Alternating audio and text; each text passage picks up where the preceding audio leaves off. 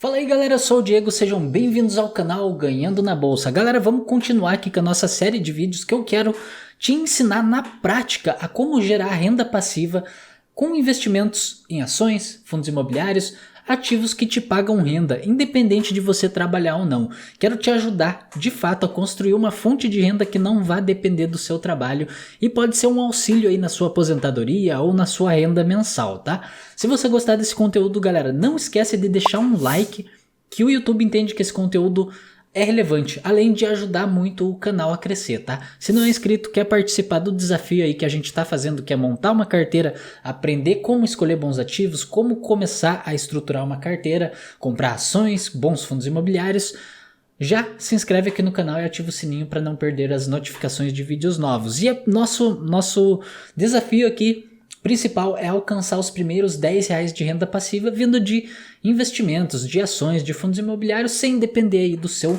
tempo de trabalho ativo, tá? Você vai receber esse dinheiro independente de você estar trabalhando ou não, se você estiver dormindo, se você estiver de férias ou na praia, esse dinheiro vai estar caindo na sua conta. E no vídeo de hoje, galera, eu quero ensinar vocês uma forma mais simples, menos complicada, sem muita coisa técnica para você estar escolhendo um bom ativo, uma boa ação. A gente vai começar aqui por ações, depois a gente vai para fundos imobiliários, que é um pouco mais simples, tá? Então eu vou te dar algumas dicas, algumas regras que eu uso particularmente, lembrando que nada aqui se trata de recomendação. Eu só quero que você tenha autonomia aí na hora de estar montando uma carteira, que você não precise terceirizar, tá? Que você saiba escolher bons ativos por conta própria, tá? Então vamos lá, galera. Antes de continuar, eu quero responder algumas perguntas. Uma pergunta, né, que a gente teve aqui nos comentários, que é como que a gente recebe os proventos, tá? As rendas que caem aí das ações e fundos imobiliários, tá?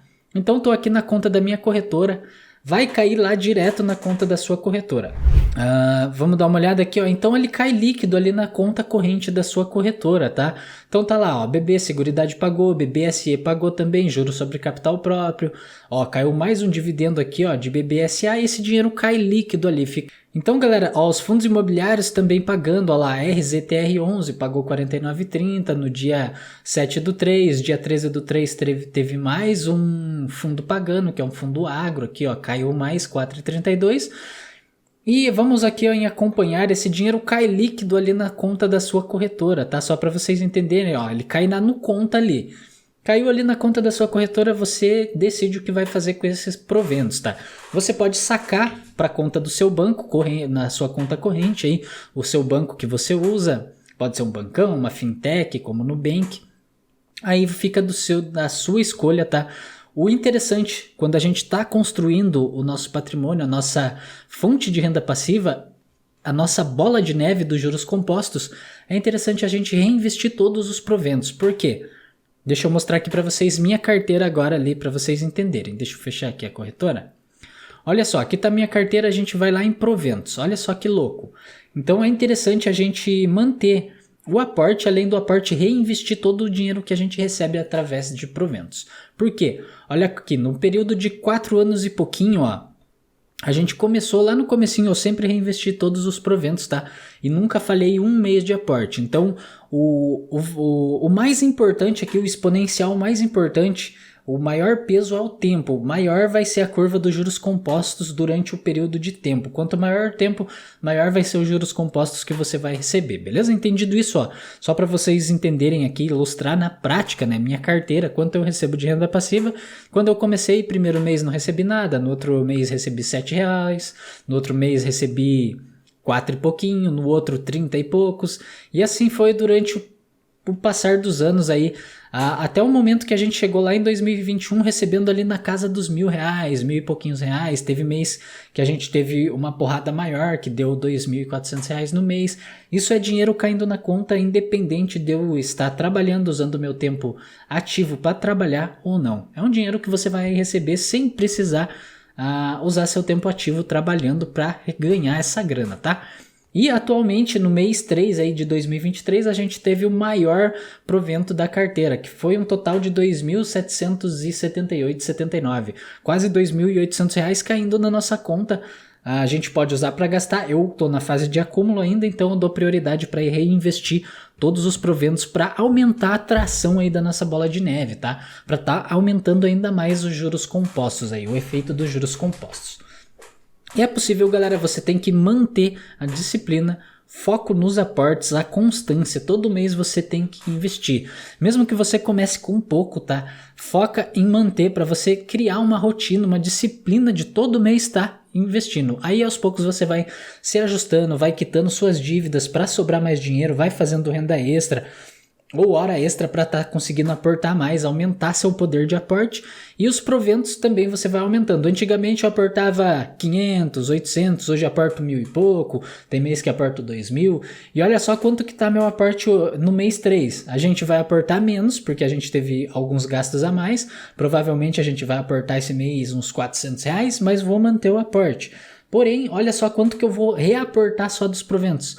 2.000, quase R$2.800, então vai dar mais de R$3.000 de aporte, juntando o que a gente ganhou de proventos com o aporte que a gente vai tirar do nosso bolso para colocar ali em novos ativos, tá?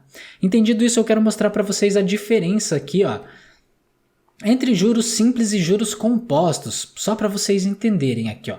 Deixa eu achar aqui uma calculadora de juros simples, só para a gente fazer um cálculo, para vocês verem a diferença absurda que dá juros simples de juros compostos. No investimento em renda passiva, a gente consegue atingir os juros compostos no momento em que o dinheiro que você receber através dos proventos, dos dividendos, dos juros sobre capital, dos rendimentos dos FIIs, for o suficiente para você comprar ou uma ação nova ou uma cota nova de um fundo imobiliário. Aí começa a magia dos juros compostos. Você sai do juros simples e entra para os juros compostos, onde tem o maior potencial de geração de juros compostos, tá? Vamos dar uma olhada aqui no juros simples. Nossa meta aqui na carteira que a gente vai criar é investir R$500 mensalmente, tá? Período de taxa de juros, vamos colocar aqui, ó. A taxa Selic atual, 13,75% ao ano. Um período, vamos levar isso aqui lá para aposentadoria, para o longo prazo, para daqui 30 anos, vamos supor. Tá? Vamos calcular, vamos ver quanto que a gente vai receber de juros desse nosso investimento de longo prazo, no juros simples, tá? Então tá lá, ó, o valor final, depois dos 30 anos investindo esses R$500 mensalmente com uma taxa de juros de 13,75% no juros simples, a gente vai ter lá no final dos 30 anos, R$206.750. Olha, é um valor razoável, mas é pouco para o período que a gente está investindo. E nos juros compostos, vamos ver qual vai ser a diferença. Vamos lá, colocar um valor inicial aqui, ó, de R$500 e o nosso aporte mensal de R$500, tá? Taxa de juros, a taxa Selic também, 13,75%. E o período de 30 anos. Ok, vamos calcular, vamos ver a diferença? Olha que absurdo, que brutal a diferença dos juros simples para os juros compostos, galera. Olha isso. Você vai ter colocado ali do seu bolso de aporte mensal, os R$500 que você vai fazer de aporte mensalmente, durante um longo período de tempo, 30 anos, você vai fazer quantos aportes durante 30 anos? Outro detalhe aqui que muita gente se pergunta se preço importa. Se o valor da ação que você vai comprar importa. Nesse caso, que você vai fazer todos os meses aportes, recorrente, não é um valor absurdo, preço não importa. Por quê? Porque você tem 12 meses para aportar durante o ano, durante 30 anos, ó, vezes 30. Então você vai ter 360 aportes para fazer, então o preço não importa. Você vai comprar mês mais barato, mês mais caro, não importa o preço nesse caso. Agora, se você fosse um cara já rico, quisesse montar um portfólio, tivesse muita grana para aportar, 300 mil cada parte, 100 mil cada parte, aí o preço importa, porque aí vai fazer muita diferença o preço que você vai estar aportando ali, esses 300 mil, aí vai impactar sim no final. Mas para gente que está aportando todos os meses uma quantia razoável, uma quantia mais baixa, o preço não vai importar, não vai fazer tanta diferença lá no final, tá? Mas olha só, a gente colocou do nosso bolso 180.500. E olha quanto que a gente recebeu só de juros.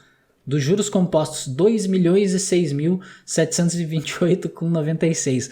A gente iria chegar lá no final desses 30 anos de aporte com 2.187.228,96. É um valor absurdo, olha a diferença de patrimônio que você vai ter. Isso aqui vai te dar uma baita renda passiva, tá?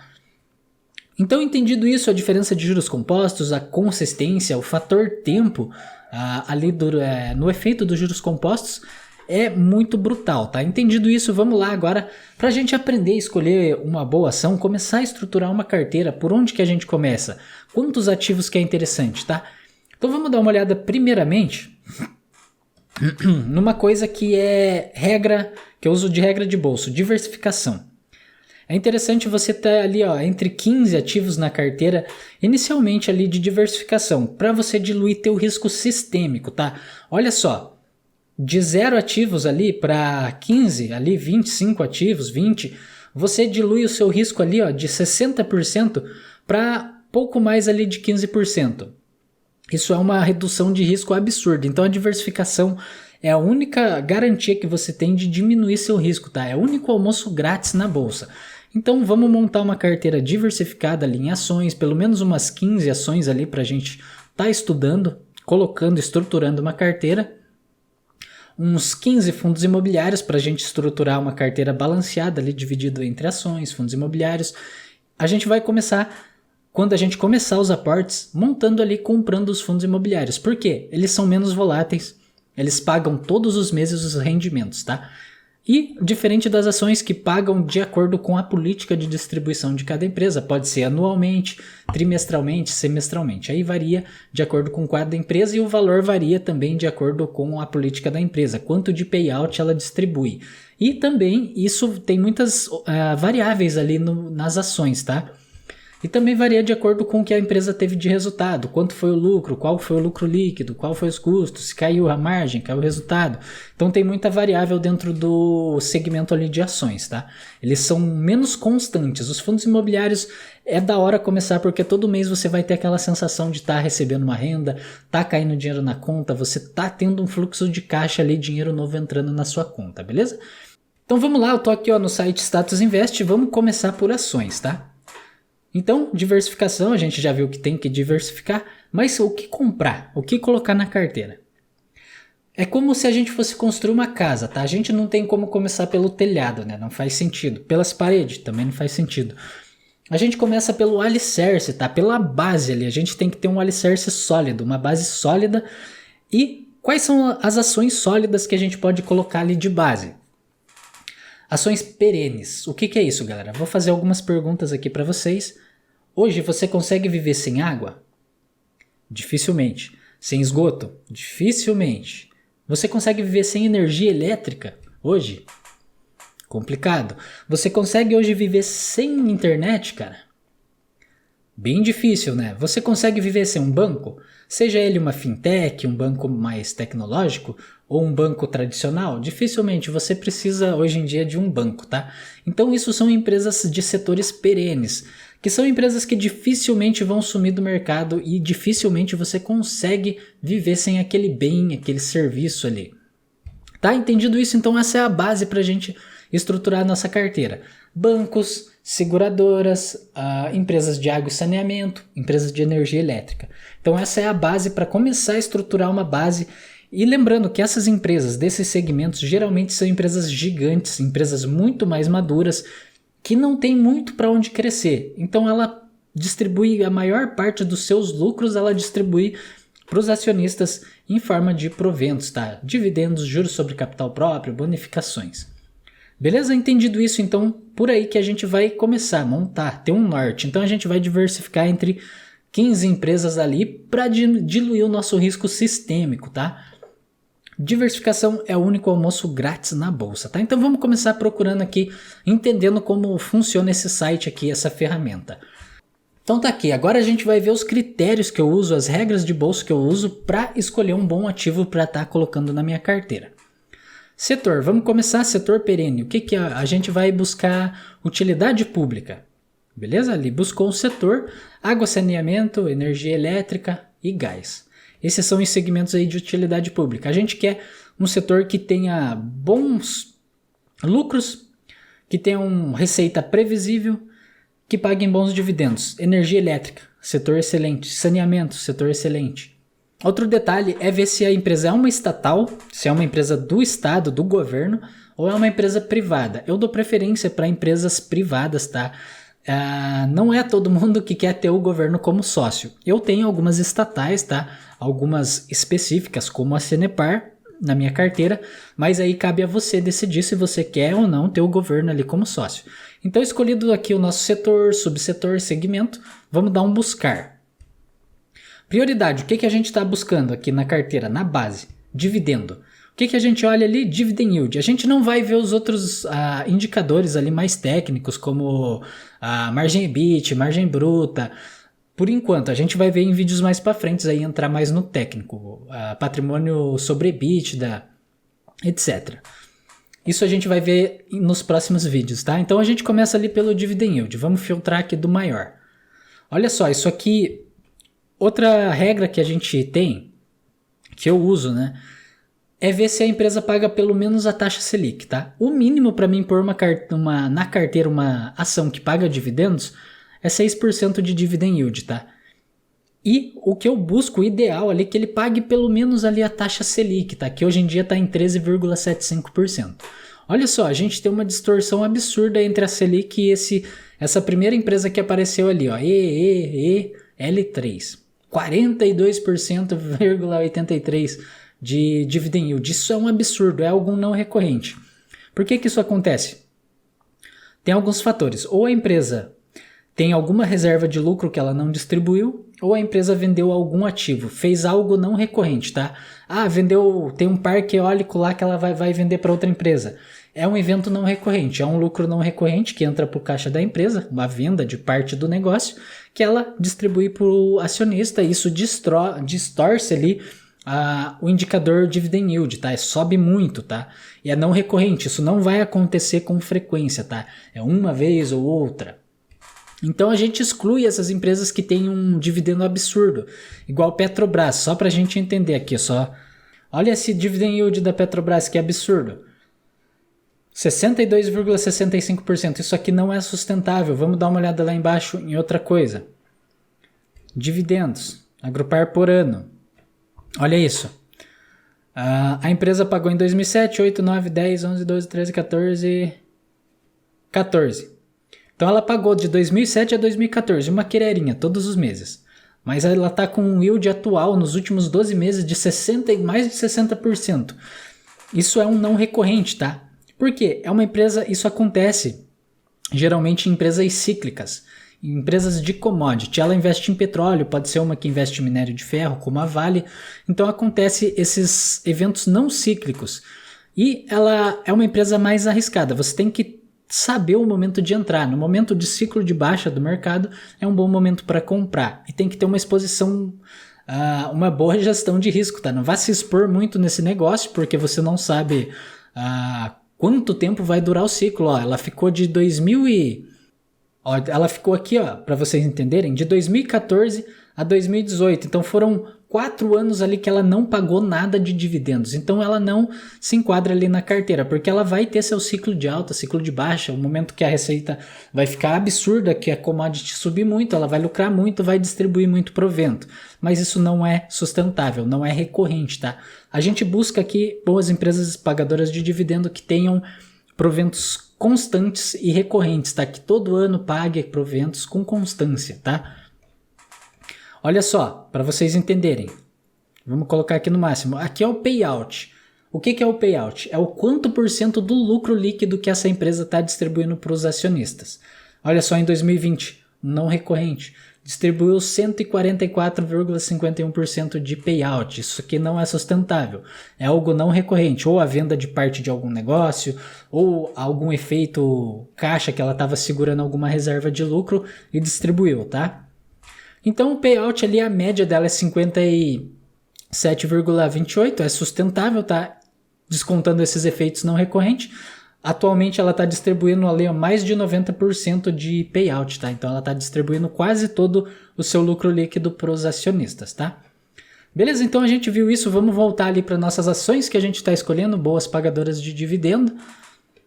Vamos lá, vamos para a Taesa. A Taesa é uma boa pagadora de dividendo, é uma empresa sólida, Vamos ver os números dela. Então o que a gente busca? Que pelo menos pague a Selic. Então ela está pagando acima. Excelente. Está pagando ali 17,73% de yield, tá? Outra coisa que eu olho na hora de estar colocando uma ação, qualquer tipo de ação, seja de crescimento ou de dividendo na carteira. Tag along. Que tenha um tag along, porque isso aqui é uma proteção para o investidor minoritário, tá? Se a empresa for vendida, você vai receber ali o que for acordado, se tiver 100% de tag along. Se não tiver, zero de tag along, pode ser vendido e você como minoritário se ferrar, não receber nada, tá? Perdeu o dinheiro que você investiu nela. A liquidez também é interessante a gente olhar, que tem uma boa liquidez que você consiga comprar diariamente e vender, tá? Se precisar fazer uma venda, você consegue sair do ativo sem nenhum problema. Beleza, visto isso aqui na parte dos indicadores, a gente vai ver num outro vídeo, tá? A gente vai ver as margens, EBITDA, líquida, ROIC, ROI, ROA, a gente vai ver tudo isso aí, as margens líquida, margem bruta, então a gente deixa isso para um outro vídeo mais técnico, tá? Aqui eu vou usar uma ideia mais simples para a gente estar escolhendo os ativos, tá? Para não ficar tão complexo. Então vamos lá, olha lá, desde 2012 até 2023 aqui, ó, ela sempre pagou proventos, todos os anos, então ela se enquadra na nossa regra aí para uma boa pagadora de dividendo. Ter constância e previsibilidade aí nos pagamentos de dividendos. Todo ano ela tá pagando, tem recorrência, tá? Pode variar, tem ano que ela é ação, né? Vai variar.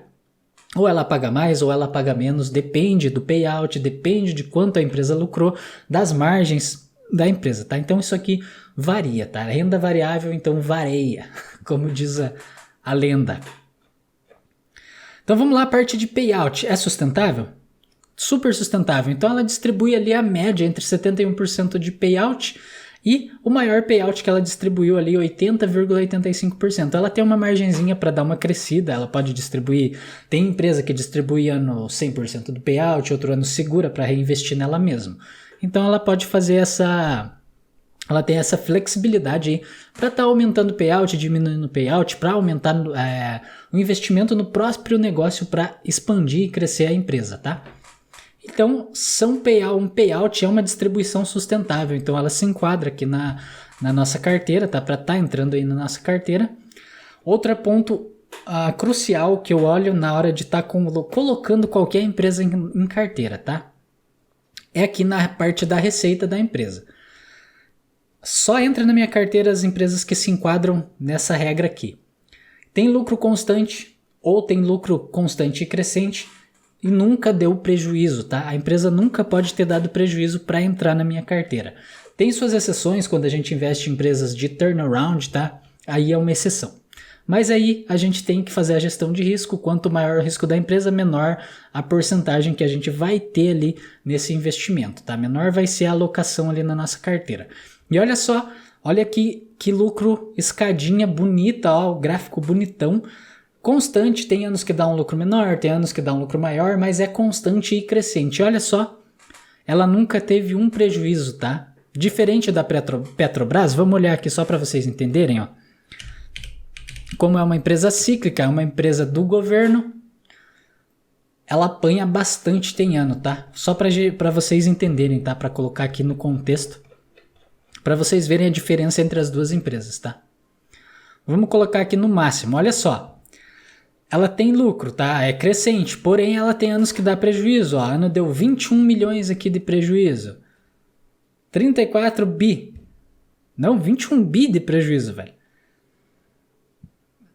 14 bi de prejuízo. Então ela tem anos que dá um prejuízo violento, mas tem ano que dá, quando tá no ciclo de alta, dá um lucro violento lá de 188 bilhões.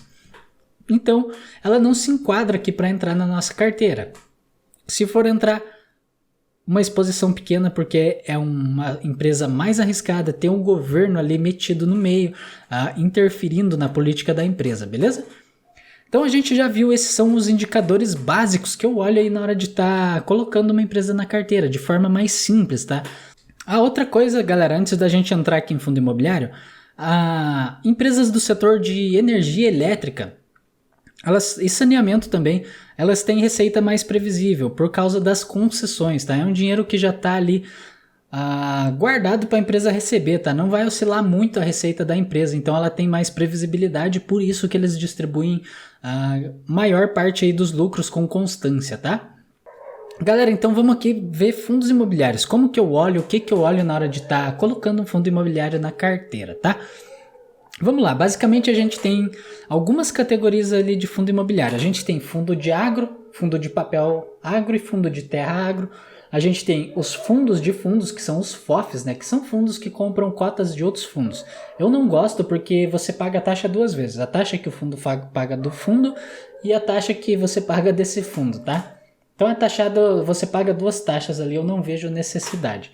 Você tem também fundo de papel, fundo de tijolo e fundo híbrido. Dentro aqui dos fundos de tijolo a gente tem vários segmentos. A gente tem logística, hospital, escolas, laje corporativa, entre outros, tá? Então a gente tem bastante segmento aqui dentro dos fundos de tijolo para a gente estar escolhendo, tá? E quais são os critérios, o que eu uso de filtro aí para estar colocando um fundo imobiliário na carteira?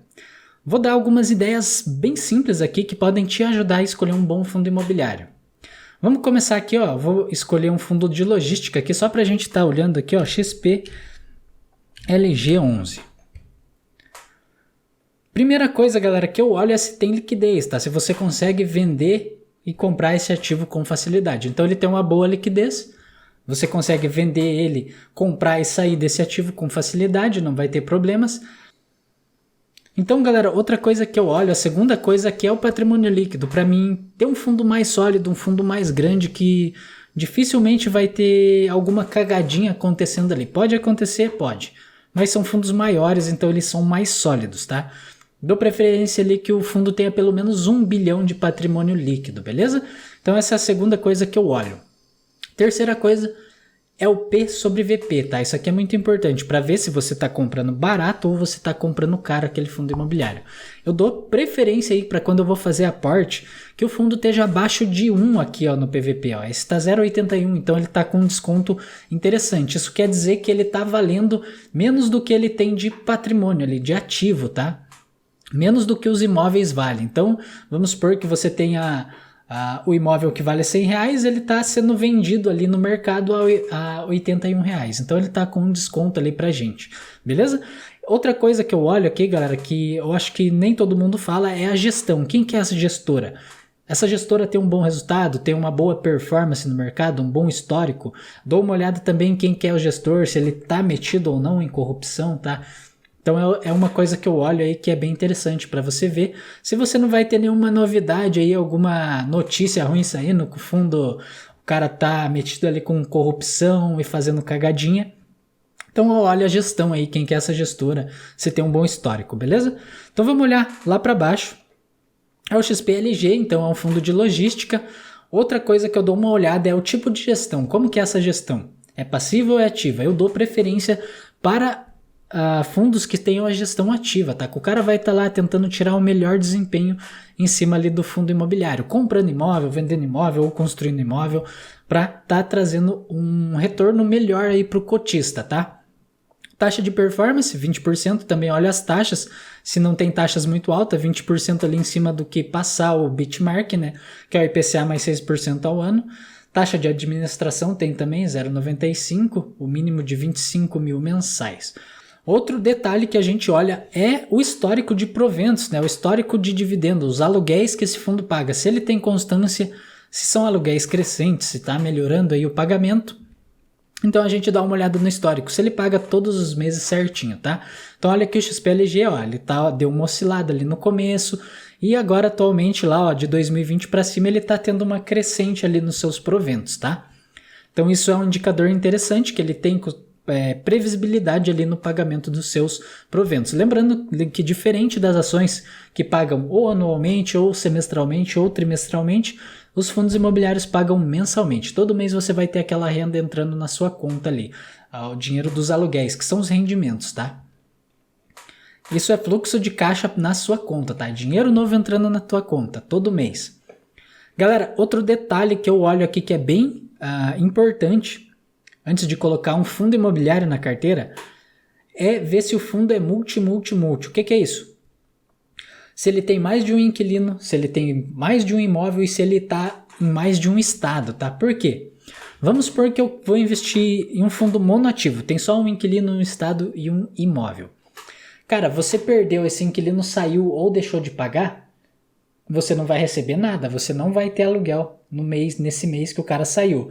E você vai saber quando que esse fundo, essa gestora vai conseguir alocar outro inquilino ali naquele imóvel? Pode demorar 2 meses, 3 meses, 6 meses. E isso é tempo aí que você vai estar deixando de receber o aluguel. E, consequentemente, esse fundo vai perder valor de mercado ali nas cotações. Mas diferente das ações, eles oscilam menos, tem menos volatilidade. Então eles sobem e descem diariamente aí menos que o Ibovespa, né? Que as ações, tá? Então olha só que legal.